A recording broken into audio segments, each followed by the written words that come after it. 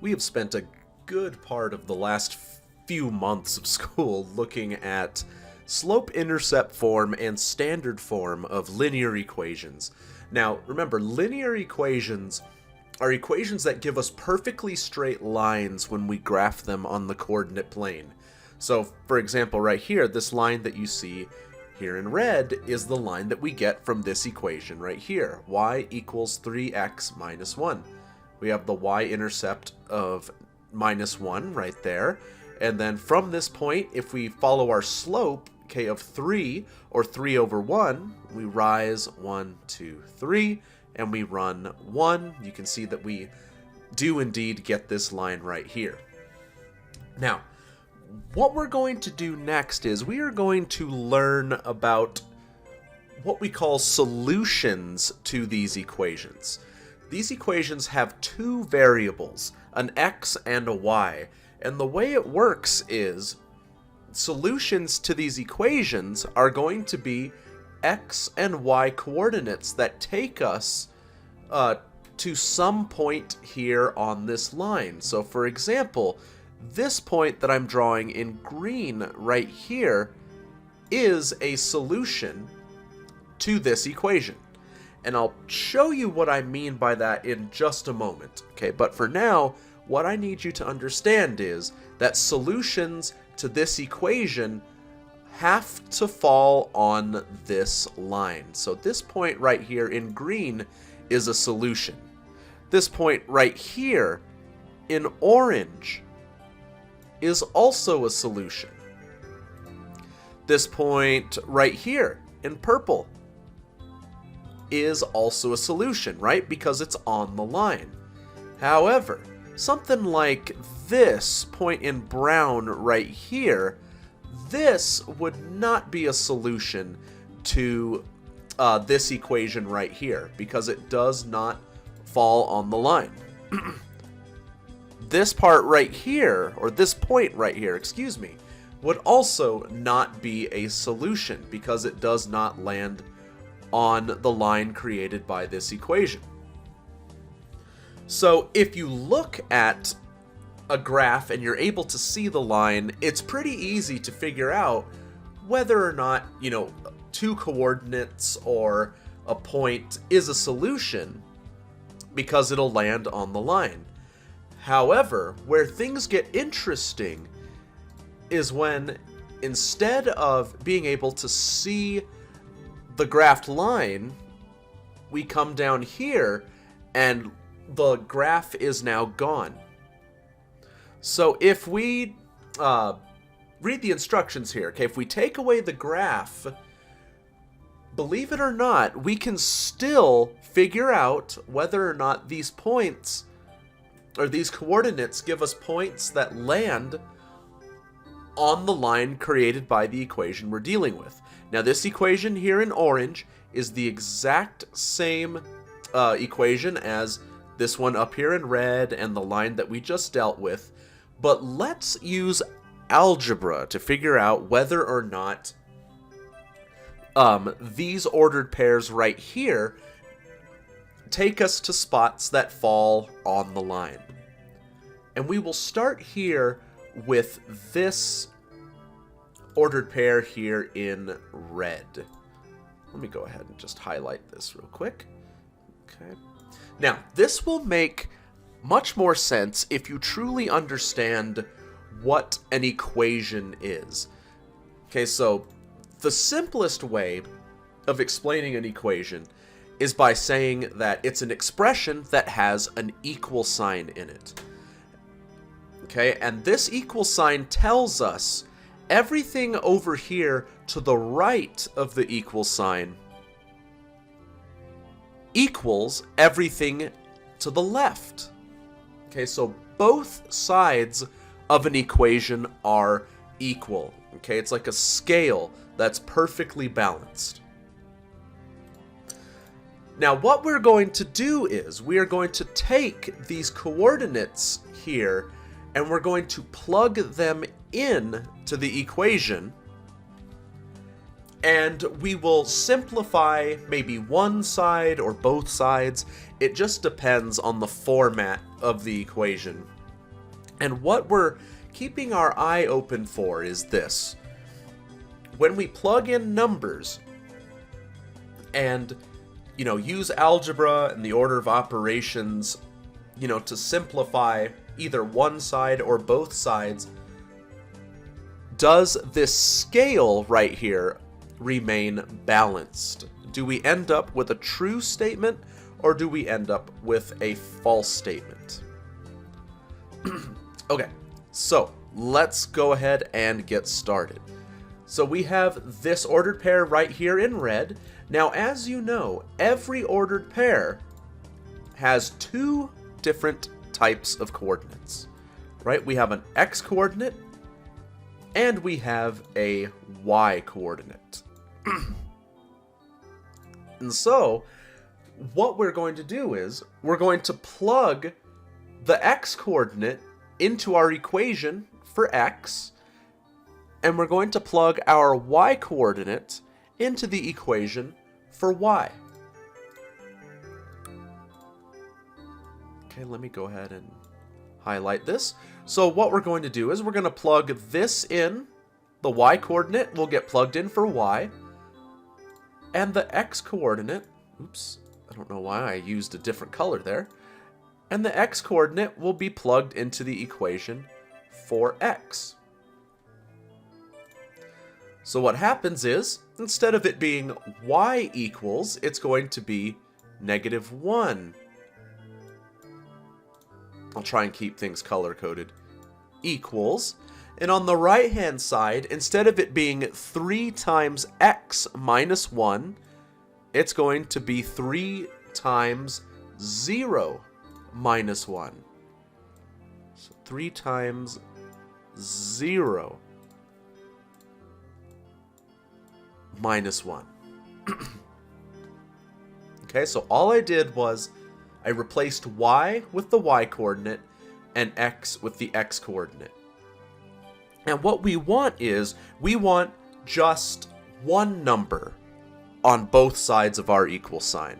Okay, so on the left-hand side of our equal sign, we have -1. Perfect. That's what we're looking for. Just one number on the same, or on that side of the equal sign. But if we look over here on the right, we have 3 times 0 minus 1. So what we're going to do is we're going to do the order of operations in order to simplify all of this down to a single number. So 3 times 0 minus 1, remember multiplication comes first, so we're going to do 3 times 0, which is 0, and then after that, minus 1, so we get 0 minus 1, which is -1.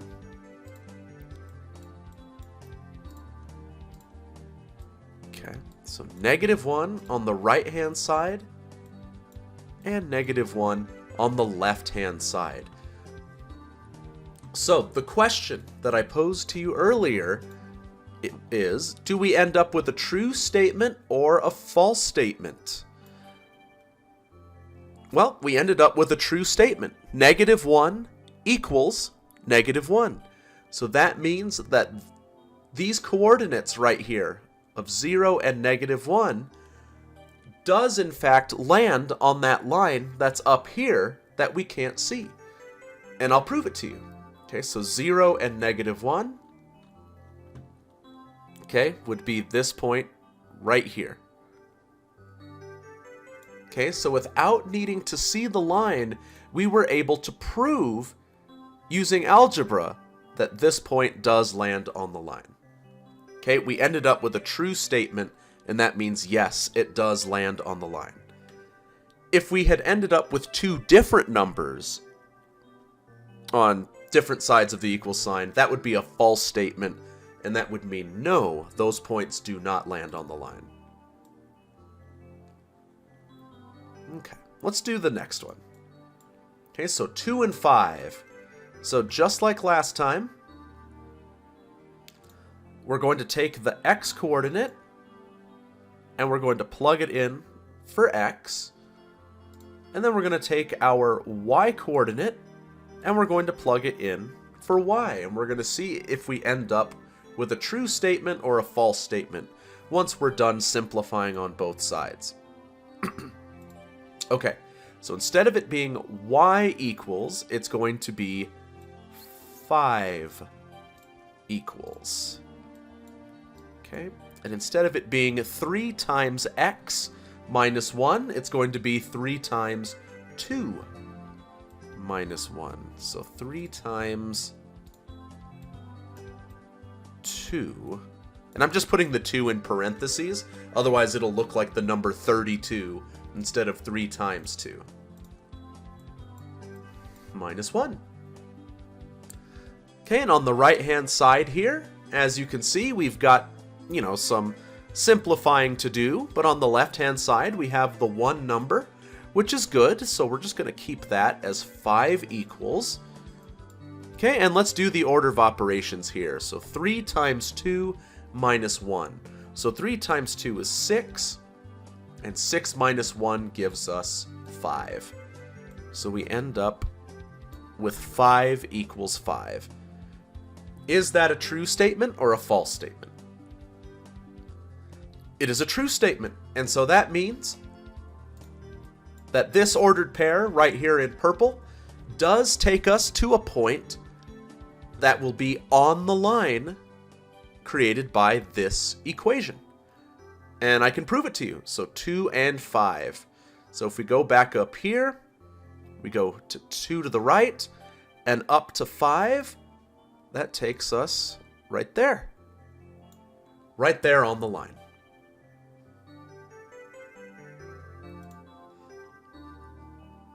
Very good. Okay, let's do another one. Let's move down to this green one here. Okay, so does this point right here, do these coordinates take us to a point somewhere on the line created by this equation? Let's go ahead and find out. So let's take our x coordinate and plug it in for x. And then we're going to take our y coordinate and plug it in for y. Okay, so instead of it being y equals, it's going to be negative 3 equals, and then on the right-hand side, instead of it being 3 times x, it's going to be 3 times negative 1. And again, I'm just going to put the negative 1 in parentheses. Otherwise, it might look like 3 minus 1 when it should be 3 times negative 1. The parentheses just makes it a little easier to read. Okay, over here on the left, we have the 1 number, which is good. So we'll just keep that there on the left-hand side as negative 3. And on the right, let's go ahead and simplify this. So 3 times negative 1 gives us negative 3, and then negative 3 minus 1 gives us negative 4. So we end up with an equation that says negative 3 is equal to negative 4. Is that a true statement or is that a false statement? You're right, that is a false statement. And so that means that we have proven, using algebra, that this point right here, or these coordinates here in green, do not land on the line created by this equation, because we ended up with a false statement. And let's just visually prove it. So negative 1 and negative 3. If we go here, so negative 1 and then negative 1, 2, 3. You can see it's almost on the line, but not quite. Which is why we ended up with a false statement at the end.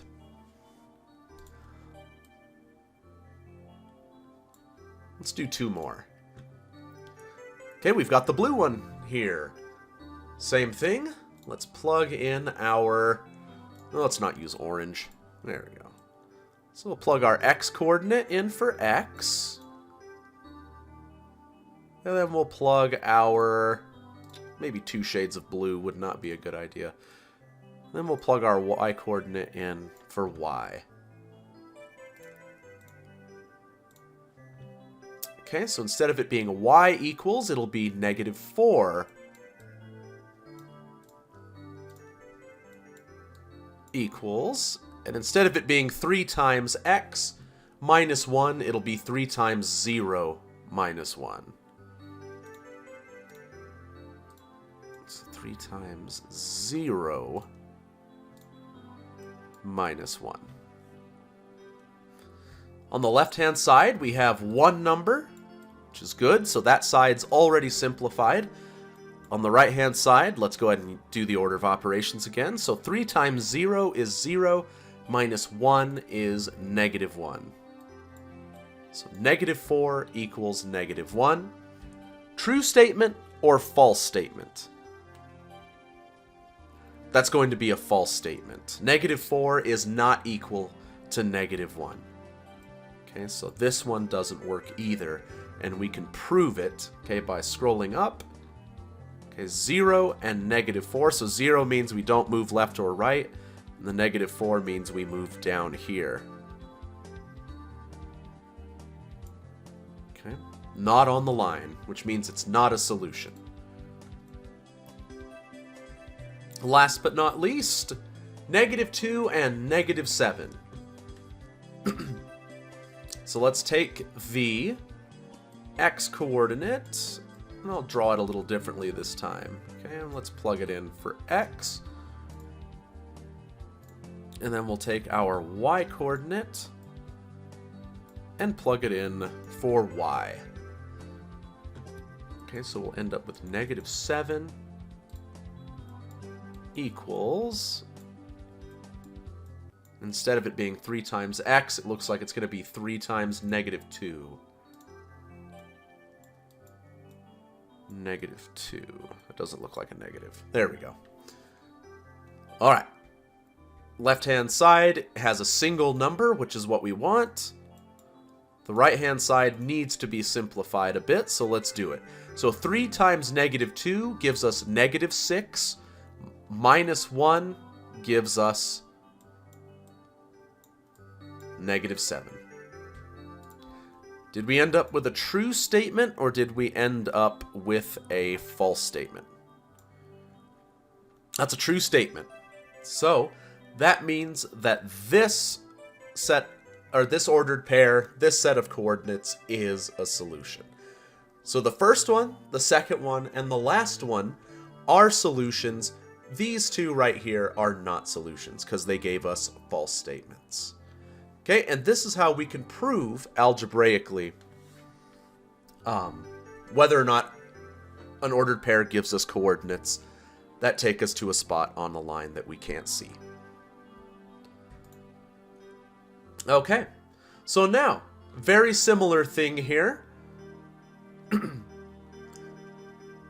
So we have an equation here, but instead of it being in slope-intercept form, it's in standard form. But that's okay, because remember, standard form is still a form of linear equations. If we were to convert this into slope-intercept form and graph it, this would be the line that we get. So just because it's in standard form doesn't mean that, anything, is, radically different. It still works the exact same way. Okay, you're going to take your x coordinate, plug it in for x, and then you'll take your y coordinate and plug it in for y. And then you'll simplify, this side here, and see if you end up with a true statement. If you do, that means it's a solution. If you do not, that means that it is not a solution. Okay, I'll do this one with you, and then I'll give you the answer. I'll give you the answer to this problem. And if you are feeling like it's not quite making a whole lot of sense, I recommend that you pause the video and then check this ordered pair here and see if our answers line up.